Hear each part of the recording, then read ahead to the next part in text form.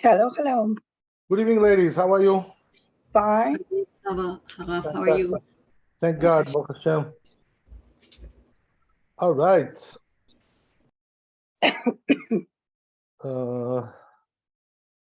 Bring up the screen here.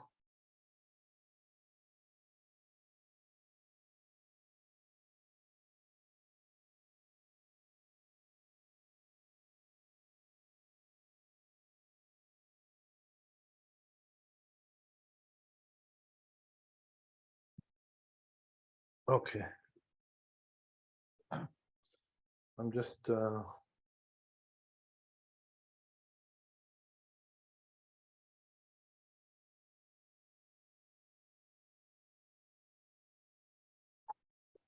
okay.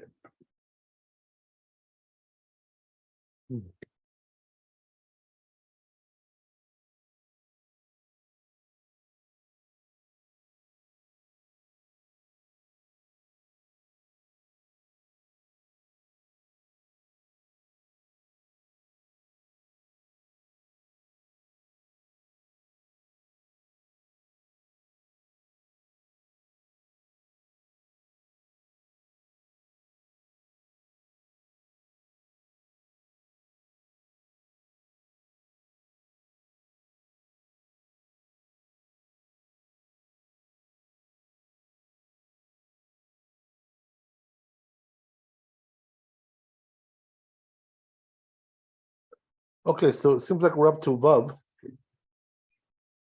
Bet Yosef, yeah, that's where it is. So we'll start here. I'll just say my prayer here.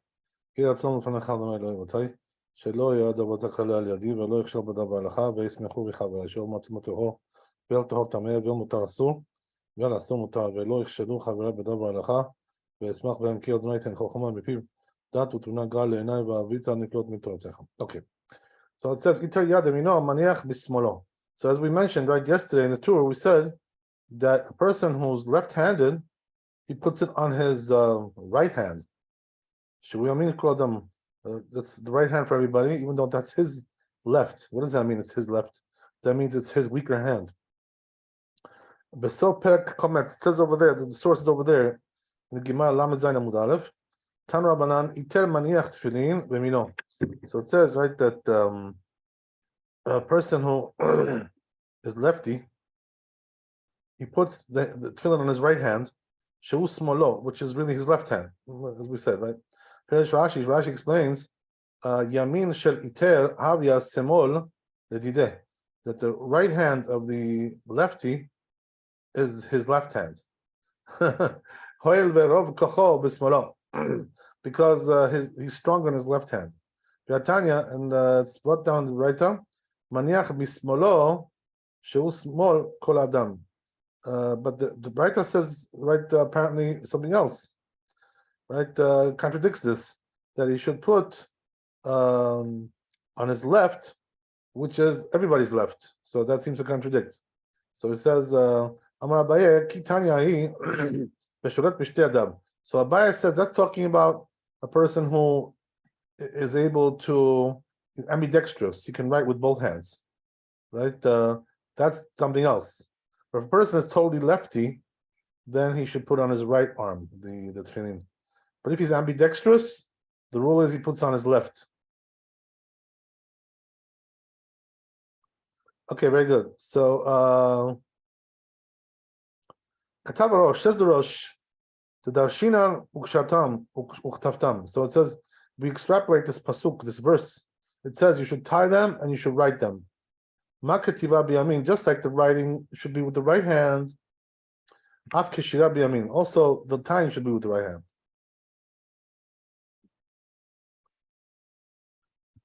So it says a person writes with his left hand, but all the other stuff he does with his right hand, or the other way around, right? He writes with the right hand, and most of it, the other stuff he does with the left hand, katav balatuma. Says balatuma, this is a general rule. Yaniach tefillin biyad tashat koach. So he says the general rule is like this: you should always put the tefillin on your weaker hand. right? If you go like that, then you won't have any problems.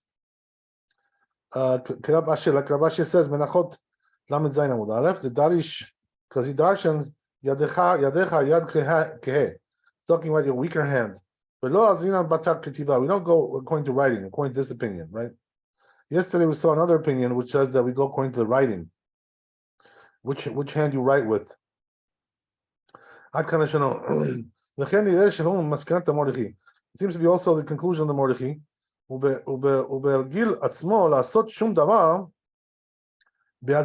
it says if a person accustoms himself to do something with the left hand, he said that's not really important. Just because he does something with his left hand, like one thing, whatever, something that he does with his left hand, dafka. It's not doesn't mean he's a lefty. That's nolad ken, unless he was born like that, it says. Interesting, right? He was born lefty. Midolo moke matnitin the para habonem, since it doesn't say in the qualify the Mishnah over there in Perk Habonem, sorry, which is in the Shabbat Kuf Gimel Avod Aleph. Kashir Gil Atzmo Lichtov B'Smol. A person accustoms himself to write with his left hand. Yesh litchot, so it says we can also push it out. That's what he says, right? That he's ambidextrous. So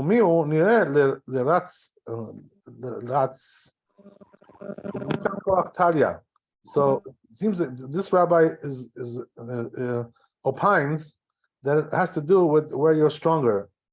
Like Milta, that's in other words, which arm is stronger. So, in other words, if generally one arm is stronger than the other, that's how we go. Adkan, okay, that's the end of it. So then he says, B'samak, it says in the Samak, Katuv v'adam sholet b'shtei yadav, a person who is ambidextrous, biad smolo, maniach biad smolo, he should put on the left hand, k'derech kol adam, just like everybody else does. Aval sholet b'smolo, but if he's lefty, b'chol davar, with everything, maniach tefillin b'yamino. So then he puts the tefillin on his right hand, as we already mentioned. Aval im hu sholet gam b'yamino, b'ktiva, but if he's also able to write with his right hand as well, ambidextrous, so it's considered to be like he's both hands.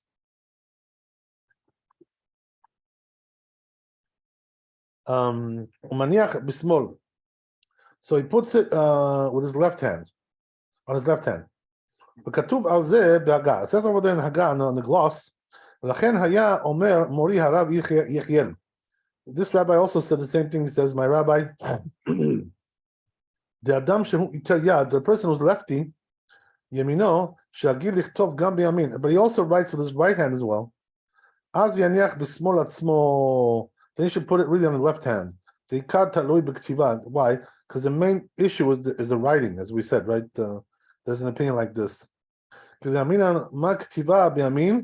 like we said, right? Just like you write with the right hand. Also, the tying should be with the right hand. And when he places on the left hand, he ties it with the left hand. That's the way it is. And tightens it like that, with his right hand. So he says this was also written, this gloss, in Hagot Maimon. Says even though the Rosh seems that he holds like the Truma, Rabbeinu Nirelo, but Rabbeinu, right, the Tur, he holds Yoter Divrei Rabbeinu Yechiel. He holds like Rabbeinu Yechiel. That's interesting. Okay. Usually, right, the Tur goes with his father, the Rosh. Here it seems to go like in a different direction. Okay, interesting. That's the story there. So we'll see Shulchan Aruch, which is Bab. We'll see what's going on there.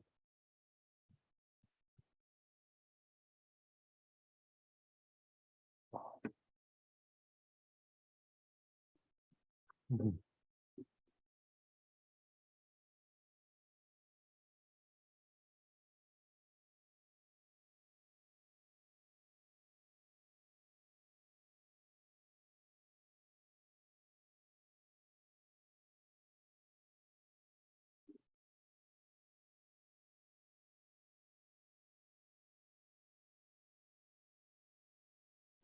Okay, says the Shulchan Aruch.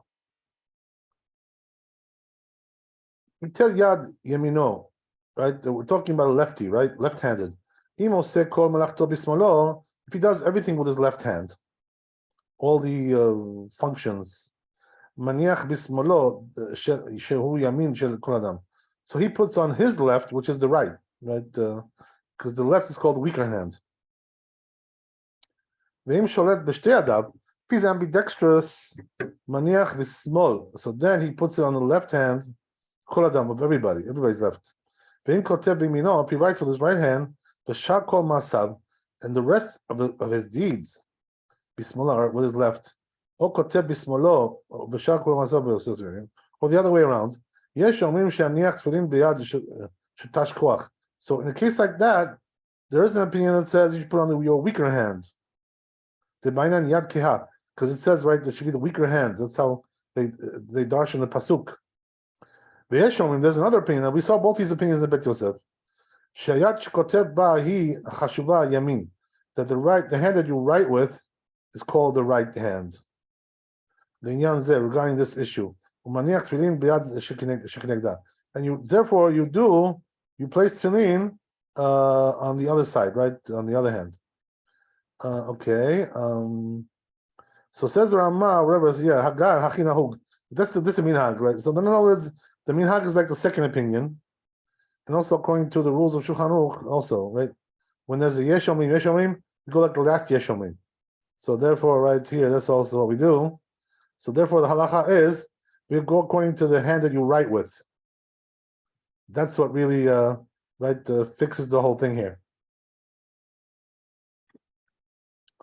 Okay, very good. That's the story. Okay, any questions about this? Okay, let's go on.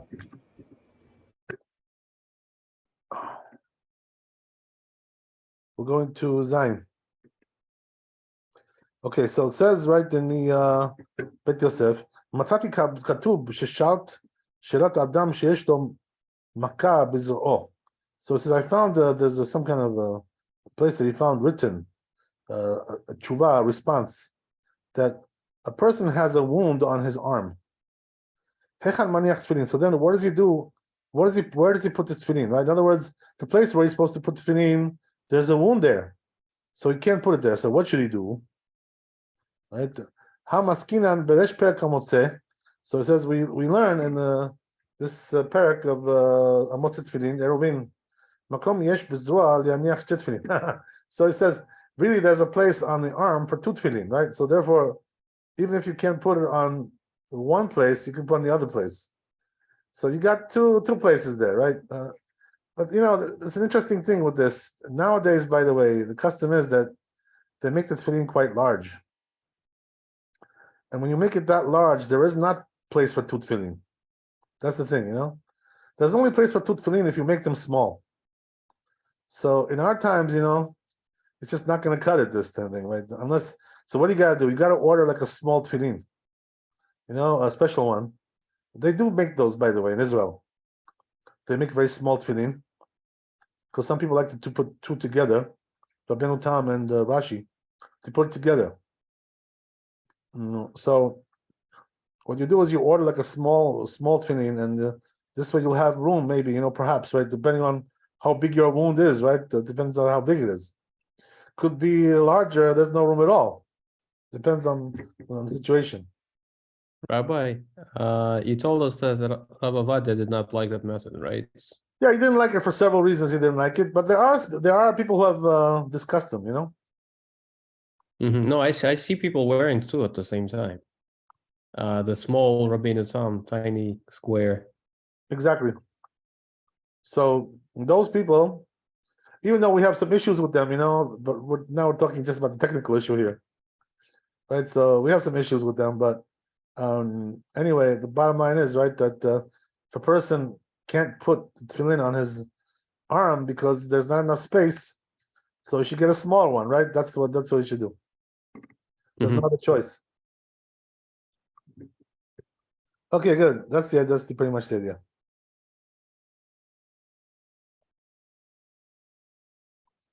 There's a famous story,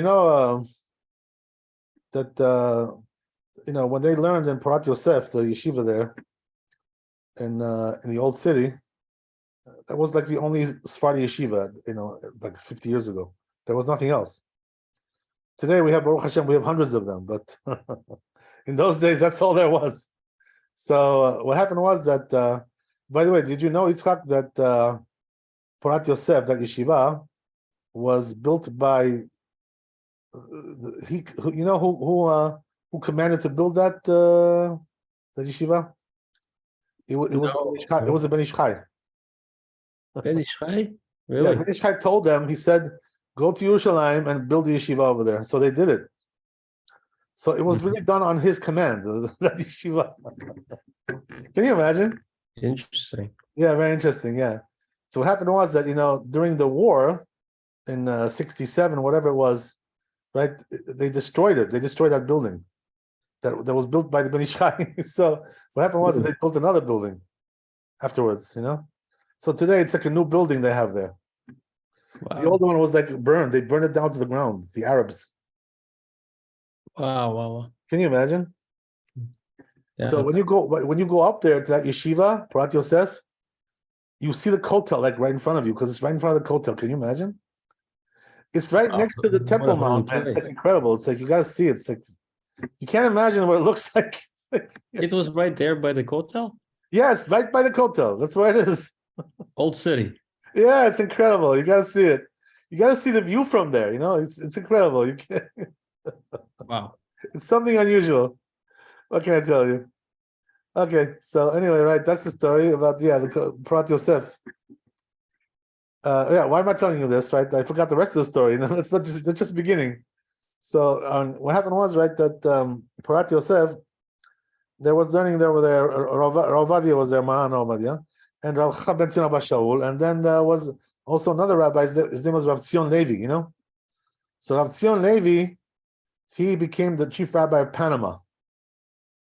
So he went over there, and he had some kind of a conference, that he did there in Panama.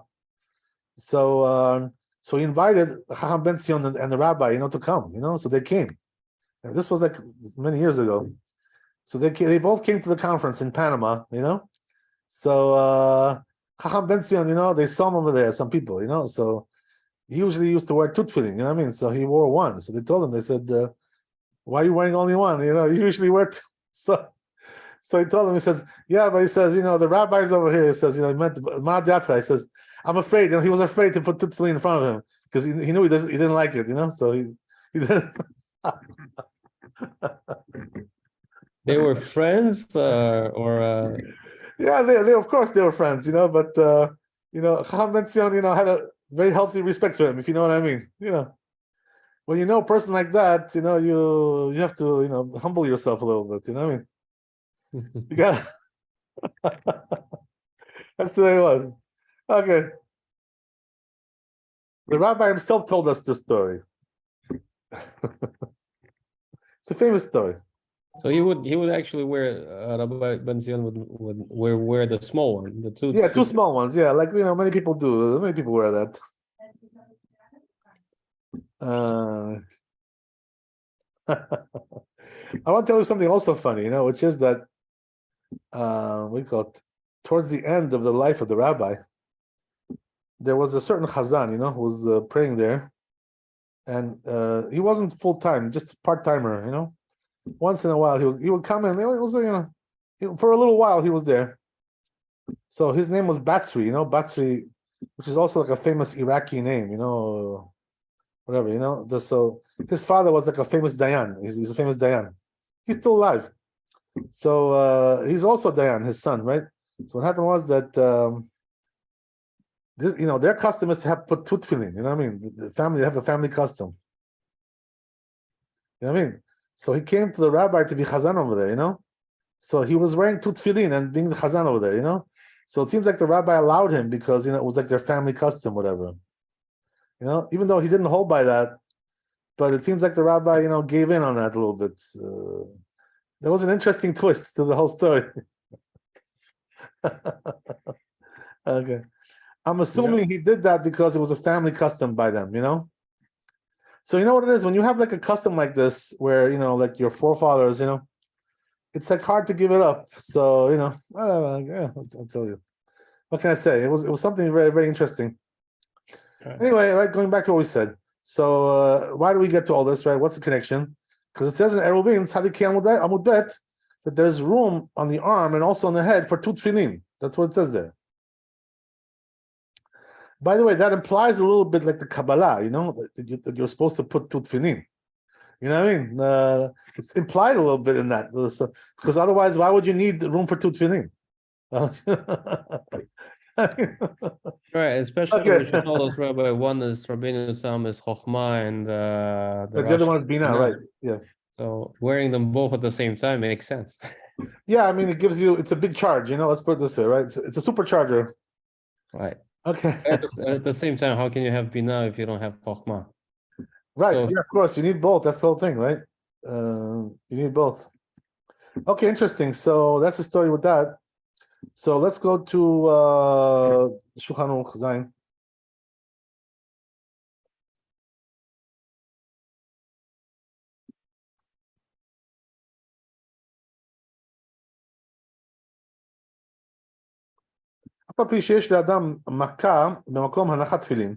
So it says, even though a person has a wound where he's supposed to put tefillin, yaniach tefillin, you should put tefillin anyway.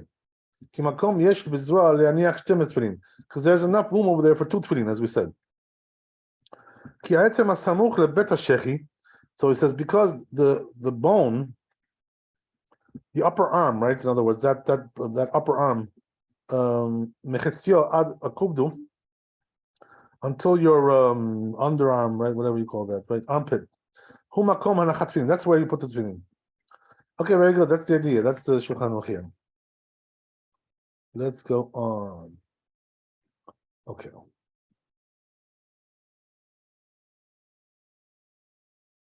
So we're doing Het now.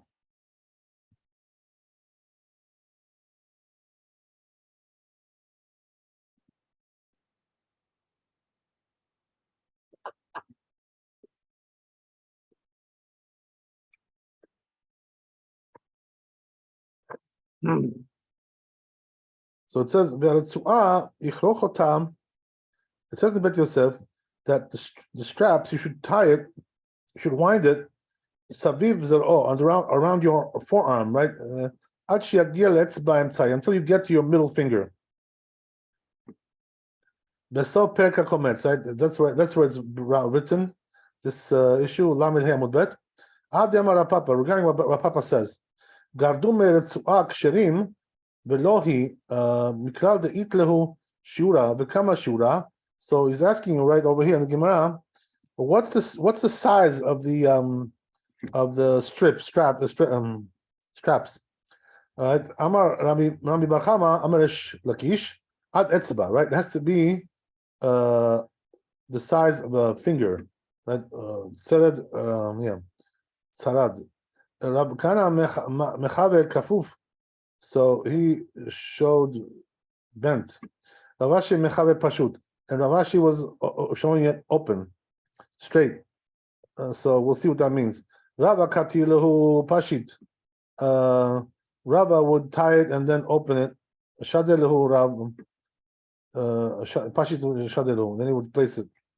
Rabacha Bar Yaakov Katir Lehu Matlit Lehu. This rabbi would tie it and then he would hang it, whatever. I don't know. We'll see what that means. Katvu Tosfot. Says Tosfot, Be'arosh Tosfot, Rosh, Mitoch Perush Rashi, you see from Perush Rashi, that Mashma, Tehane Emoraim, Mairo B'tsu'ah Shel Rosh, that these Emoraim are talking about the strap of the head tefillin. Ube'aruch Katu, but it says in the Aruch, Be'erech Tzerada, over there, the K'tiv Be'lamadinu Pashat, Bo el paro the shiur tzua shel yad amar esh lakish ad etzba tzerada umay tzerada emtzai. So it says, right, the he explains the Aruch over there, right, this Gemara. So what is he saying, right, that when we're talking about the length, the size of the straps, we're talking about the length of the straps. So what does that mean? That you need to have the length enough that it should get to your middle finger, to wrap it around the middle finger. It has to be at least that big. That's what we're saying. Katav Rosh, says the Rosh, Ulfia Mechiltin, according to Mechilta, Pashut Hainu Shetagia Tzua Ad Etzbat Tzeladan. That means it has to get to the middle finger, right? Reach there. It has to reach there. Kishiadav Pashutot, when his hands or arms are open, right? Spread out. The kafuf Hainu Shetagia Tzua. What does kafuf mean? That the strap should come Ad Etzbat Tzeladan until the middle finger, Kishakofef, when he bends it. That's built up. When he bends his fingers. Al pas yado, on his palm. The Rambam Katav, says Rambam, Pek Gimel, the Orech Etzu'ah, so it says, the length of the strap, Shel Yad, Kedesh Takif Atazarua, has to be enough that it should wrap the arm, the forearm, Bikshor Mimena Kesher, and then do make the knot, Betimatech Etzu'ah Achad, and let's play inside. And then you have to go all the way to the middle finger, you have to be able to do 3 windings around your middle finger, right? That's the whole thing. Big shore, then you tie it. That's the way it works. That's what it says in the Smad. B'Shem Arif, in the name of the Rif. That's why it's mashma shemusha rabba. Katav Mordechai. It says Mordechai, שנראה לו שמפרשים אחי רבא קטילה, רבא קטילה, they explain like this, that Rabbi used to tie it, כלומר קושר רצועה באצבע הצלדה. He would tie the strap around his middle finger. רב אחא בר יעקב קטר גם כן באצבע הצלדה. This rabbi also would do that, but he would do, right, פירוש גודל סביב אצבעו 3 פעמים. He would wrap it 3 times. Right, that's what it says. Alternatively, matlit kemo meshalesh, the same thing. So in other words, it means that he used to wrap 3 times around his middle finger, just like we do, right? Same thing. Adkan, the hem tofsim ikar kirab acha. So he says they hold like Rab Acha, these rabbis. The lo nizkar b'divrei poskim kama pamim tzarich lichroch haratzuah. Doesn't say how many times you have to wrap the strap around your forearm, right? As we said, right, that according to the pshat, it should be 6 or 7. That's what he writes in the Shulchan Aruch also, by the way. Should do 6 or 7.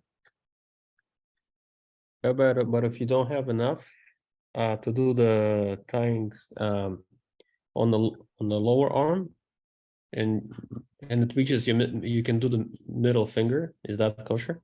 Right, that would be better. Yes, if a person doesn't have enough length, that would be the preferred thing to do. Of course, yeah. To skip the forearm altogether. You know what I mean? Mm-hmm. Looks weird, but it's still kosher. Yeah, Baruch Hashem. We don't have to worry about that today. We have everything. We have so much straps. We're not lacking anything. Baruch Hashem. Yeah, just circumstances come up. You got a kid's tefillin or something like that, and yes. The truth is that anybody's tefillin should be long enough for anybody, pretty much. Mm-hmm. Yeah, pretty much it's all the same. They make it pretty. Someone else in another class. In another class, they mentioned 7.5 or 8, correct? Yeah, we said right. According to Kabbalah, it's supposed to be 8. 8. Okay. But they're not bringing the Kabbalah over here. They're just bringing this posek over here. Yeah, okay. Yeah. The Kabbalah is brought down more in the works of the Arizal, over there. There's a lot of... In the works of the Arizal, Shar Kavanot, those books, it's like categorized, itemized, all the mitzvot, how to do them. So one of the categories is tefillin, So you go over there, look up tefillin, and you'll see over there, right, how the Kabbalah says to do tefillin. To tell you all the things over there, what to do, what not to do, right? Whatever. That's the idea, right? That's where you find it. So why didn't Maran put that stuff here? Because he didn't see it. They were in the same generation, so they were writing their works that concurrently, So Maran never really saw the works of the Arizal. Never, So, yeah. The truth is, right, it wasn't even the Arizal who wrote it himself. It was Rav Chaim Vital, who was his Talmid. So Arizal didn't really write much, whatever just whatever his Talmid wrote, he wrote. That's it. Yeah. Yeah, that's it. There was also other Talmidim there as well, They say they also wrote some things. He wasn't the only Talmid, but he was the main Talmid. Okay, interesting. So that's the story there.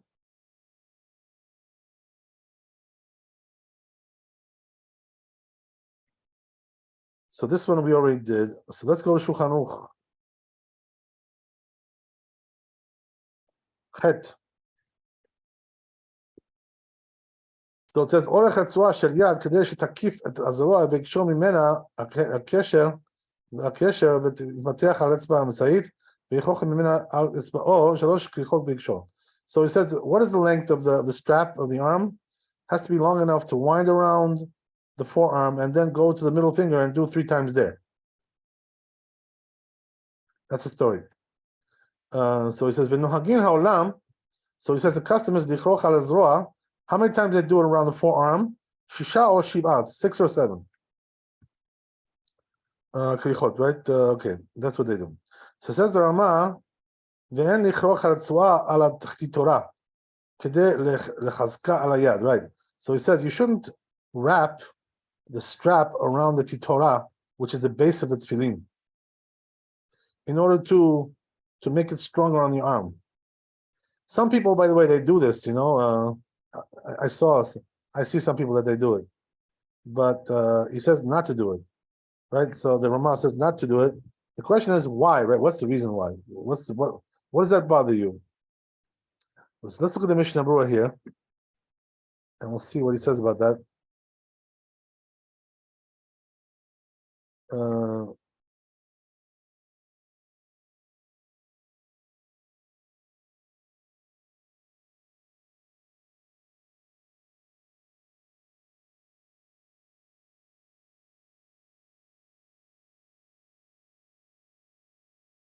Oh wow. He says something really interesting. The Mishnah Berurah. It says like this, right? That I'll go word by word with you. So you already tied it, on your arm, right? So you did the mitzvah of tying the tefillin on your arm. You already did one tying. You tightened it there, tied it. So it says Yala Ma'barta, Ukemosh b'tefillin, elected with tefillin, shel rosh, shel b'tzua b'shul. Ukemon she'en mitzvah nekra b'nchacha, chen en b'necha ana titorah. So he says that's the reason why you shouldn't put on titorah. Why? Look what it says, right? That the titorah, which is the base of the tefillin, is more holy than the straps. So therefore, it's not proper to put the straps on a titorah. That's what he says. Interesting.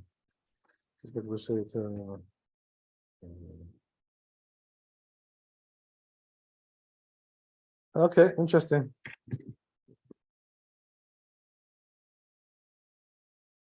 I see some people that they do this, but most people don't do it. There's no reason for it, honestly, because if you tie it good, there's no reason to do another reinforcement there. There's no reason for that. It should be fine without it. Okay, whatever. Anyway, that's the story there.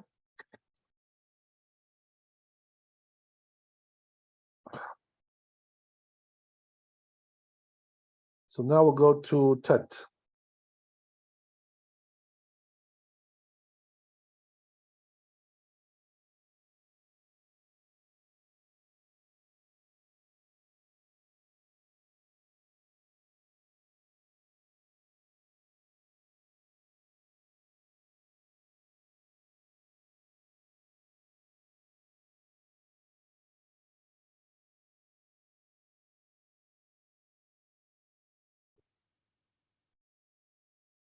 Oh, okay. So we may have to read the two over here. This comes from the Torah.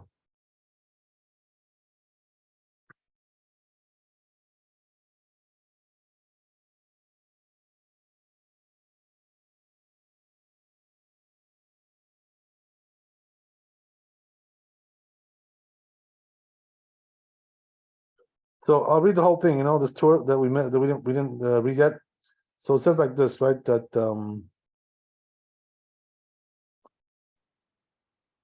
so he says what you should do is take the strap, right, and wind it around your forearm until it gets to the middle finger, as we said, and then wind it around the middle finger 3 times. So he says the place of the tefillin of the head,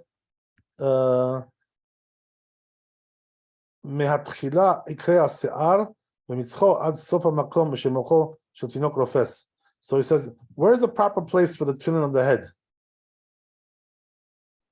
We already discussed, right, the proper place for the arm, the lower half of the bicep, right? We said. So here he says the proper place is where your hairline starts, right? On the top of your forehead, that's the beginning, and the end is until the place where the head of the child, the baby, is soft. So he says, right, that's the whole top of the head. Wow. So he says the knot has to be behind the head, the right above the neck, the back of his head, not below, but don't put on your neck, right? The knot should not be on your neck; it should be above. So it should be like next to the back of the head. Should be in the middle of the head, and not that it should it shouldn't be like deviating to one side or the other. It should be like in the middle. So it says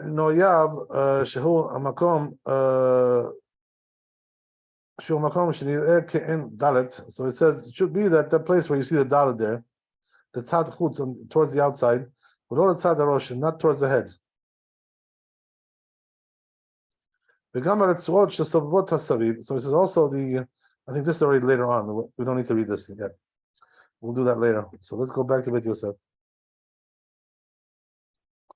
So it says Bet Yosef, makom tefillin shel rosh. Right, where do you put it? As we said, right on the top of your head, where the hairline starts. Right, at the end of this parak, where again, Menachot Lam Zayin Amud Aleph, Ben Enecha. What does that mean? Between your eyes. Zekot Kod. It's talking about the skull, right? Hecha Amre Debe Rabbi Yanai Makom Shemocho Shutinok Rofes. So it's where? It's a place where the child's head is soft, right? But Hachi says afterwards, Bainan Goba Sheberosh Benalan.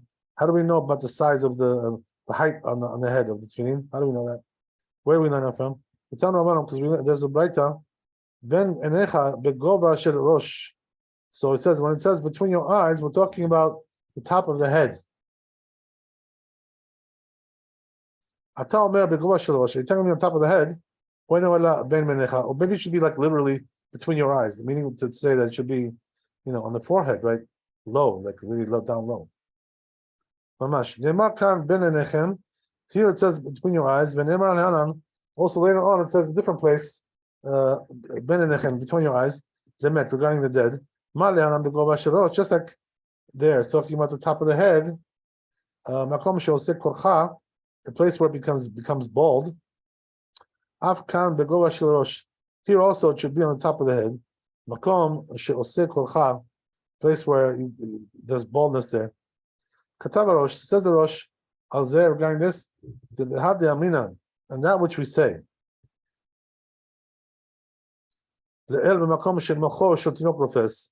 Above, right? That we're talking about the place where that it's soft, the child's head is soft. Lab dafka is not really, not precisely. Not saying that you should put it on the place of the brain. And not more. מקום הנחת תפילין, מקום שמתחיל השיער. So he says, there, really, the truth is that the placing of the tefillin, the place is from the beginning of the hairline. דהיינו מקום שעושה כורחה, that's a place where it gets bald, whatever. ועד מקום שמוחו של תינוק רופס. And then until the place where the head is soft. נמשך מקום הנחתן, that's how far it goes. דהיינו דאמינן, that's what we said in Rovin. Sadiq came the same thing, right, as we said before. מקום יש בראש להניח שתי תפילין. There is place enough for the head, on the head, to put two tefillin. והד כאמר לאל מקום שמוחו של תינוק רופס. Now, which we said above, that we're talking about the place where the child's head is soft. This is what it means to say ad makom shemocho. That means until there, all the way, right? In other words, you have all that space. V'chulei, v'chen muchach b'Yerushalmi. So that's why it comes out Yerushalmi as well. The amotzet tefillin, that the person who finds tefillin, it says, that whole story there. V'chen katav b'Mordechai, also says Mordechai. V'chen katav b'Sefer HaTumah, also says Tumah. But the Rambam, it says the Rambam katav manichin otan ala kodkod sheu sof hase'ar. So it says we put it on the skull, right? Where is that? As we said, right, the beginning of the hairline, shekeneged panim, which is against, right, corresponding to the face. So it says that's where the head is soft. So not exactly what we said before, right? Because we said it before until that place where the head is soft. He's telling you that this is the same place. So it seems to be that he holds Rambam that where where your hairline is, that's where the child's baby's head is soft. And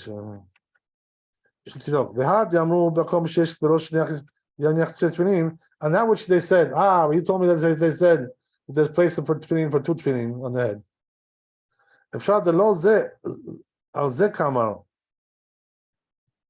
אלא סמוכים זה אצל זה. So it says, could be that it's not talking about one on top of the other, right? Or rather, one next to the other. Maybe that's what it's saying. There's enough room if they're next to each other, not one on top. But Rabbi, that wouldn't be between the eyes, though. Are we saying horizontally? Actually, it would. It's still between the eyes. I mean, like between the eyes is quite a large space, right? So it's both of them are extremely small then. Yeah, I don't know what to tell you. Not extremely small, but right. I know what you mean. You're probably thinking that it means like between the eyes. In other words, not over the eyes. But it could be when it says between the eyes, it's talking about also over the eyes as well. You know what I mean? No, so it's the space right between the eyes. That's where it should be centered, right? Yeah, it should be. Well, in other words, according to this shot, you have probably the whole over the eyes. The whole area over the eyes. Oh, I see. But that's not the halacha, though, right? I'm sorry? That's not the halacha, though. We'll see what he paskins over there regarding this. Well, actually, nobody puts it side by side, right? Right. So that we don't do for sure. That's not the halacha, right? Yeah. Okay. So what we do is put one on top of the other. Actually, that's what we really do. Right. Right. But I'm not talking about on top, like like on top, mamash.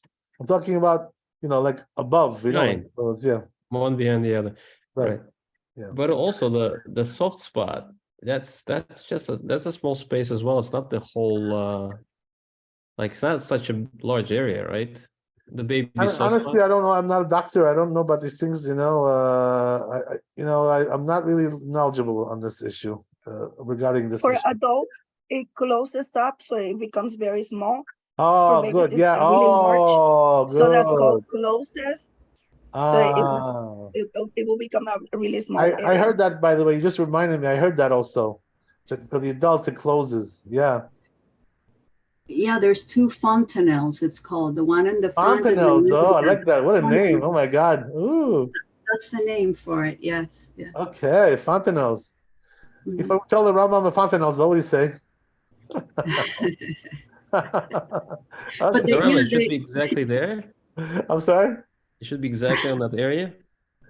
Well, the whole thing is that's exactly why it says that the child, because the child has a bigger area. Mm. You know what I mean? It's not I- talking about the adult. Mhm. Okay, whatever. So anyway, right? Let's see how this ends up. Ela smuchim zenazeh berochav harosh. Talking about the width of the head. Shekineged the ben enaim, which is the right corresponding to the area of the eyes. Enam alternatively zeh al zeh makom hanachat shtei tefillin moach hatinok rofes v'zen yireh yoter. So he says alternatively, I can tell you also that when it says that there's enough place to put tefillin. So this is exactly what we just mentioned, right? We preempted this here, right? He says that for the child it's larger, so there's more room. So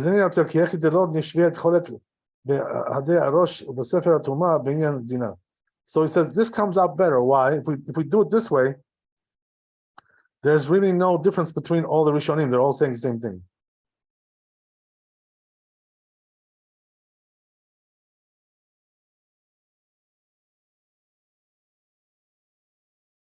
So give me just 1 second. Right.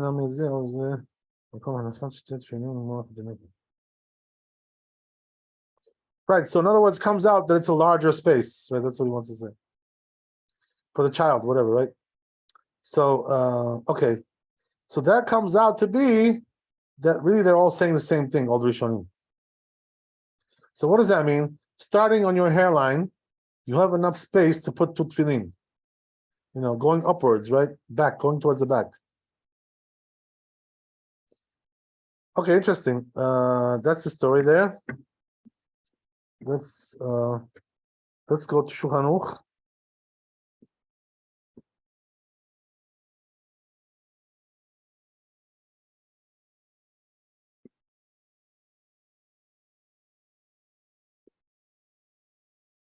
Says Shulchan Aruch, Makom hanchat tefillin shel rosh me'atchalat yikre she'ar. So he says the place of the tefillin of the head. Where is it? From the hairline, right? As we said, mitzcho from his above the forehead, ad sofa makom shemocho shel tinok profes, until the end of the place where the baby has a soft thing there. So basically, right? We're pretty much saying that they're all saying the same thing. Pretty much. So okay. I just would like to see here some Mishnah Berurah because it still needs a little bit of clarification, perhaps. This halakha. Well, let me just see what he says here.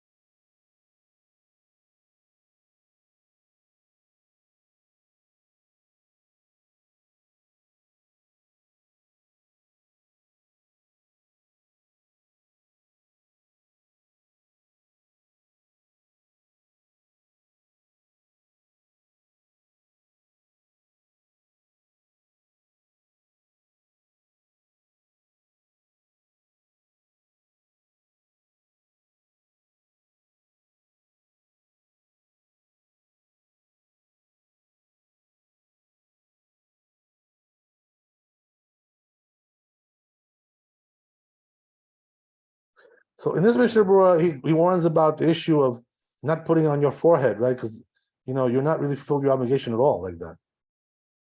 He warns very, very strictly about this. So he says if he puts it on, even a little bit on his forehead, he's transgressing the mitzvah of the Torah of tefillin.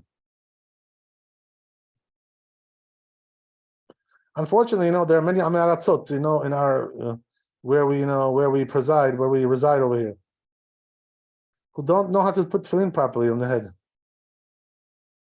They put it on their forehead, And I'll tell you something. I tell them, and they just don't get it. They don't care. They don't listen to you, I don't know what to say about these people. They just don't listen. Yeah. What I can gave you them do? all kinds of chances, to change it, and to shorten it. I brought people to help them, nothing helps with that. They just don't want to do it. I don't have to tell you. Robert, I Kavod- recently got a question about someone's tefillin is small for the head. What does that mean, small? It does you can't put it like fully on the head, right? To the sides. So we should enlarge it, right? He's There's in a way to another enlarge country it, and no problem. is in another country and doesn't have anyone who can do it. Is it still kosher if he puts it on? Well, it depends on how bad it is, I mean, you gotta see how bad it is. It's from the bar mitzvah time. He's an adult now. Like, Right, but that doesn't really help me, you have to see what it is. I mean, you gotta see it. mhm. But what? There's nobody there who can help him. Very hard to find. So then I guess he should move, somewhere else, or he should take a vacation, and come to New York or go to Israel and don't there. Okay. What else can we do? Yeah. The truth is, that the Rambam says, it brings us from the Gemara, that a rabbi should know how to do this, to adjust it. I don't think Because they're it's always needed, it's something which is totally needed. yeah. So that's why, I guess there's no rabbis there. I don't know. No, there's not a lot of rabbis there. But where does he live? He's in Uzbekistan. There's got to be somebody there. Come on, give me a break. Yeah, I'll send them a YouTube video to adjust. Yeah. I remember I personally, when I went to Israel, I got some new straps. Not this time, but I was there like before. I got some new straps, and the sofer that I worked with, he made it too small. I told him to please enlarge it. He says, no. He says you're gonna have a problem if I enlarge it. So he was very adamant. He was very stubborn. So he didn't listen to me. So then I realized, I said, we call it. It's really I can't deal with it like this. It just doesn't, it just doesn't sit right. Mm-hmm. So as you said, I just like watched a video and I did it myself. That was it. What else can I do? Somebody edited mine, and it was too big, and then I didn't check. So I put the hand on. I already said the bracha, and then I cannot put on the head one. It doesn't go, and then I ended up watching the YouTube video several times, doing it until I put it on. Like there was a delay, like Oh, so you also did it yourself? Yeah, I did it myself. I probably delayed it by 20 minutes between the hand and the head piece. I see. Right. But here's the thing, right? That you got to be careful when you do this. You got to say L'Shem Kedushat Tefillin. Right. I didn't do that. Because you have to have kavanah, it has to be lishma. Mm-hmm. The tefillin has to be made lishma. So if you didn't do it, probably a good idea to do it again.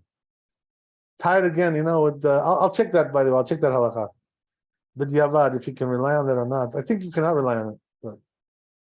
But what's the intention, of course, is to fix the tefillin. What else am I doing? Right, but you have to say it, it's like there are certain things you have to say. I see. Like especially like I'll give you an example, right? When it comes to writing a Sefer Torah, when you write the names of God, you have to say on each name, you have to say the kavanah. Mm-hmm. On each name, you have to say it again. Got it. So that's why it takes quite a while to write a Sefer Torah, So can be quite painstaking, the whole thing. Right. I've heard you also have to go to the mikveh like once in a while. That's not obligation. It's not obligation to go to the mikveh. It's just a hidur, Mm-hmm.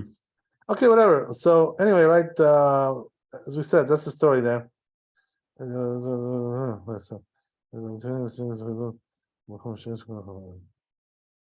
Okay, so that's the Mishnah Berurah. There's also another Mishnah Berurah. I just want to look at the other one. He wants not to put it on the forehead. There's Lamed Daled.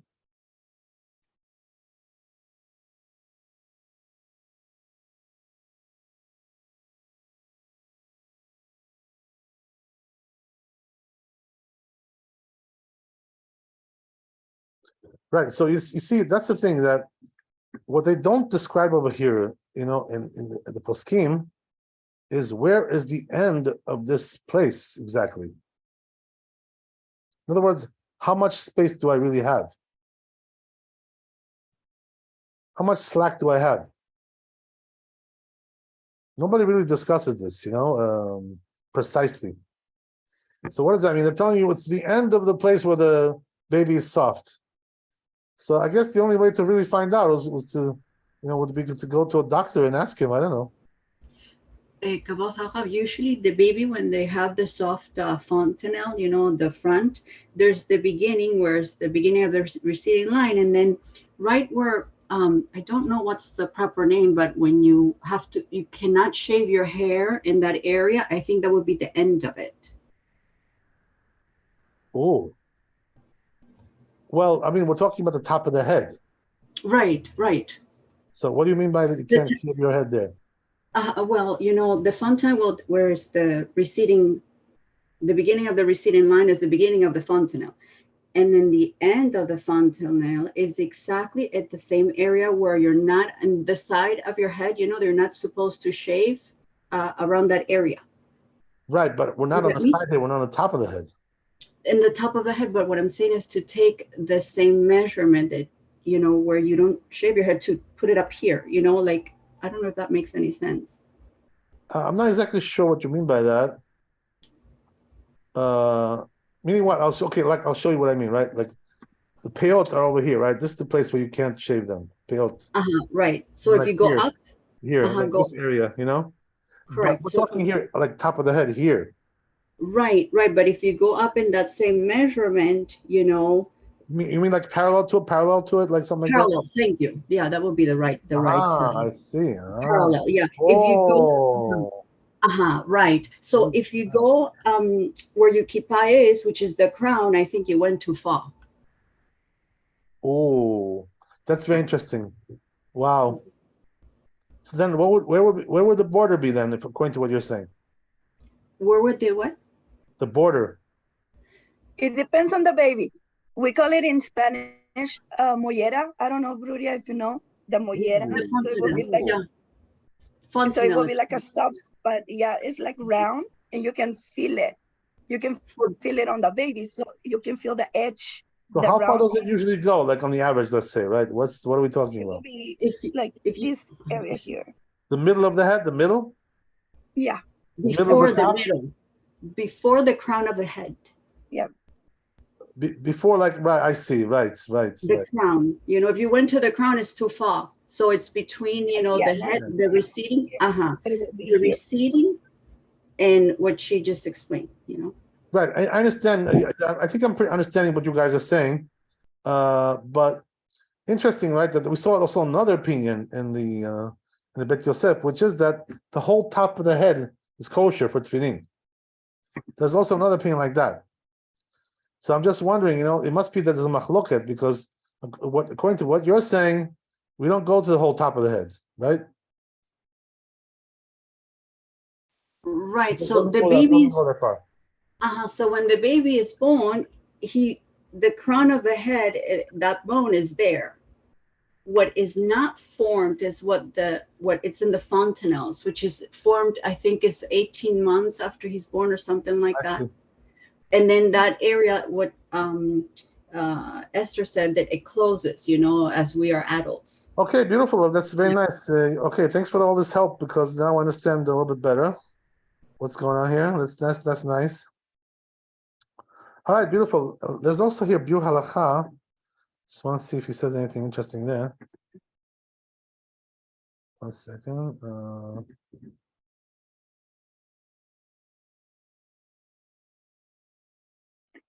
Oh, it gets into this whole thing that we just mentioned right now.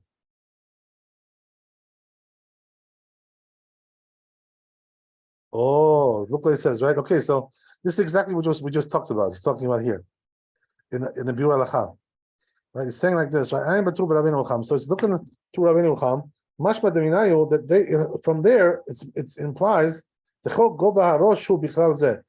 includes the whole top of the head, according to that opinion. As we said, right? There's an opinion like that. וכן משמע בספר התרומה. It's also implied in the Truma, בירושלמי שהביא ימיין בו, וברמב"ם משמע מפשטה דלישנה, but it's according to Rambam though, the law סבירה לכן, it doesn't hold like this. So it seems like you guys are going to Rambam. Right, that he doesn't hold that the whole top of the head is good for the tefillin. Tiene confianza. וכן בעיין בבית יוסף, וכן בסמ"ק, ובכל בו כתבו בפירוש שהוא הנחת תפילין, נמשך בסך הכל עד חצי שיפוע הראש, לכן נכון מאוד. So you know what he says? That there is a posek, the samak, he says it's only like the half of the head, right? Which is exactly what you guys said. The half, not the whole thing. So therefore, it says the Biur Halacha, right?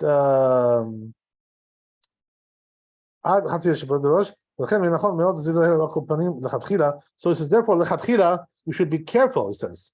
Shelo yu tefillin gedolim bioter. The tefillin shouldn't be too big, as we said, right? When you make it too big, this is where all the problems starts. You know, because what happens is that then it goes above, it goes on all the whole top of the head.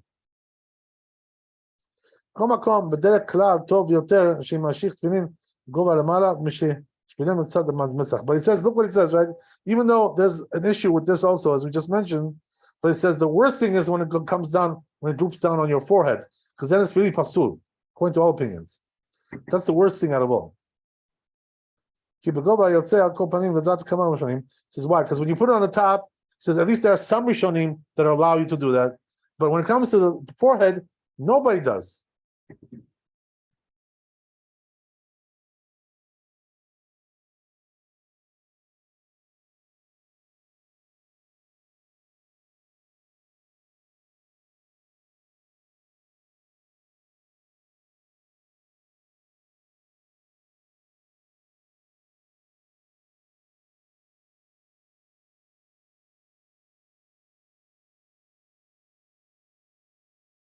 Okay, so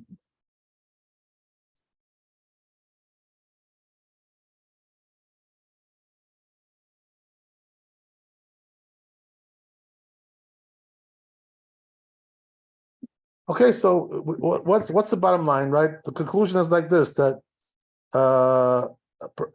preferably a person should try to put it not beyond half of the head, the tefillin. Right, beyond that, it's already like a machloket. Two different opinions, right? We have Esther and Bruria on one side, and we have the other rabbis on the other side, right? So machloket. So therefore, we're going to go like the ladies over here, not go higher than half the head. Right? That's the idea. If it's possible, but if it's not possible, whatever. So then we can rely on the other opinion, right? Even though they're arguing with these great ladies over here. But anyway, right? That's the way it is. Okay, so the bottom line is, right, try to do it like the kosher way. So what's the kosher way? The best thing to do is to make it that it should be, right, none of it should be on your forehead. It should be all above your hairline, and right, and preferably also not beyond half the top of your head. As we said, right, that would be the best way to do it. So what do I want to say? Yeah. So yeah, that's the story. Okay, so as we said, right, the tefillin shouldn't be too big, because if it is, it's not going to fit properly. Right, so you shouldn't make it too large. Okay, very good. I guess we'll stop there. We'll continue next time. B'ezras Hashem. Later, Tov, everybody. Thanks for all the participation. Thanks for all the help. Thank you so much. All right, God bless you. Thank you, Rabbi. Chazak Baruch. See you tomorrow. Bye. Right.